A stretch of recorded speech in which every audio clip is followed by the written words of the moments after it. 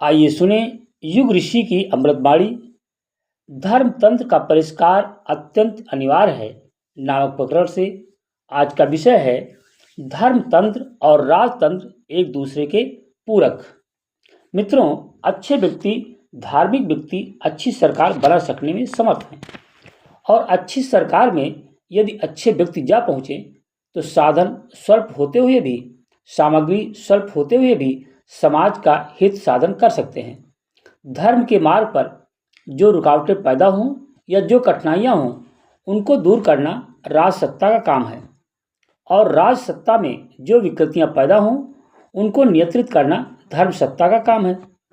वस्तुतः दोनों ही एक दूसरे के पूरक हैं, दोनों ही समर्थ हैं, दोनों का ही क्षेत्र बड़ा व्यापक है और दोनों ही सामर्थ्य लगभग एक समान है। हमारे देश में धर्मसत्ता राजनीतिक सत्ता से कहीं आगे थी।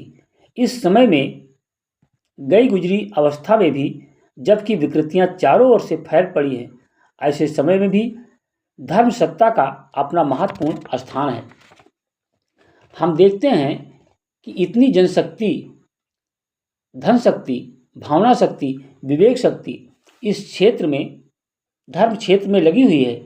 यदि ये शक्तियाँ ठीक दिशा में नियोजित की गई होती और उनका ठीक तरीके से उपयोग किया गया होता तो जो काम राजसत्ता देश भर में कर सकती है उसकी अपेक्षा 100 गुना ज़्यादा काम धर्मसत्ता ने कर लिया होता, क्योंकि अपने देश में धर्मसत्ता का स्थान बहुत ऊंचा और महत्वपूर्ण है।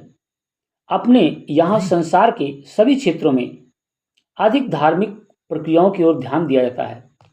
अपने यहाँ संत महात्माओं को ही लें, साधु ब्राह्मण को ही लें, तो इतना बड़ा वर्ग जिस देश में है जो धर्म के आधार पर जीविका भी प्राप्त करता है, अपने मन में ये समझता भी है कि हम धर्म के लिए जीवित हैं। न केवल अपने आप को समझता है, अपितु समाज में ये घोषित भी करता है कि हम समाज के ही नहीं हैं, हम धर्म के लिए भी हैं। अगर इन लोगों की गतिविधियाँ सही रही होती और यदि इन लोगों के विचार करने की शैली सही रही होती तो इनके द्वारा इतना बड़ा विशाल कार्य देश में ही नहीं समस्त विश्व में कर सकना संभव हो गया होता कि दुनिया को उलट पुलट कर रख दिया जाता। भगवान बुद्ध के केवल 2.5 लाख शिष्य थे। उन 2.5 लाख शिष्यों को भगवान बुद्ध ने आज्ञा दी कि आप लोगों को सारे एशिया और सारे विश्व के ऊपर छाप डालनी चाहिए।